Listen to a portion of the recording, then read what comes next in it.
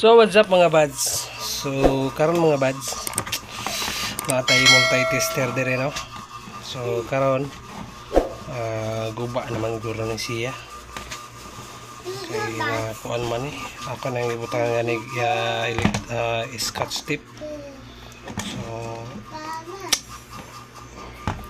So atong tanaw ng sulod ani mga buds sa ito ni ablihan kung sa sulod ani nga multi-tester. So mao din siya ang akong ikuan ninyo ang sa mga kuan ani nga multi-tester no. So mao ni siya ang adjusting knob. So mao ni siya ang switch niya para sa adjust mo switch sa motor mo. So muna siya ang pin. So ang pin niya kay naguba na siya, naputol.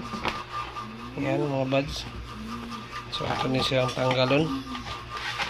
Yan ito ning ablihan. So i-update lang ko yung mga buds. So karon mga buds na ukap na siya. So mao ni siya ang sulod mga buds sa multi-tester. So na ay battery. Yan battery. Ang battery niya mga buds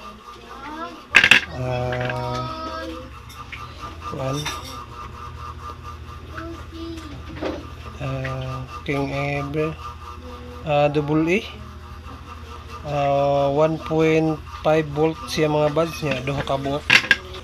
So nasa tay power plus mga buds no, 9 volt siya mga buds. So ato ni na pud siya fuse mga buds no, na siya fuse. Yan ang fuse niya mga buds. So karon na siya guba, pangita ang guba ani nay resistor nga sunog ani mga buds. Adera mga buds no, ang resistor nga sunog ito i-focus dara siya mga buds kana muna siya ang putol nga resistor. Yan. So karon ato ning tanawon.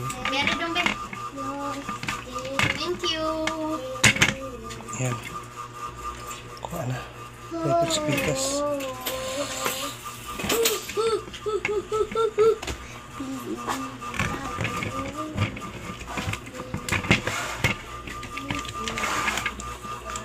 Ang kapadayon nun. So muna siyang sulod sa multi-tester mga buds. So ayan. Muna siya adjusting knob. Ayan mga buds.